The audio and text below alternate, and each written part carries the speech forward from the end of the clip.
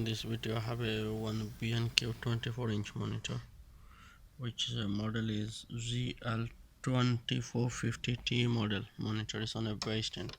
I'll show you how you can remove this. So in order to remove this stand, first of all we try to put it on a flat surface, like that way it don't damage the screen.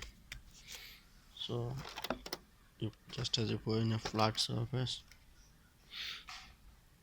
and to remove this stand you need to use this small screwdriver just in there. As you can see, just press it down and pull the stand.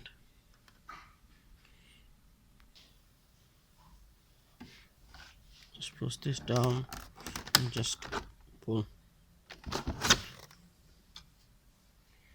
If you want to put it back on, just slightly push in, push forward. This is how you can disassemble as well.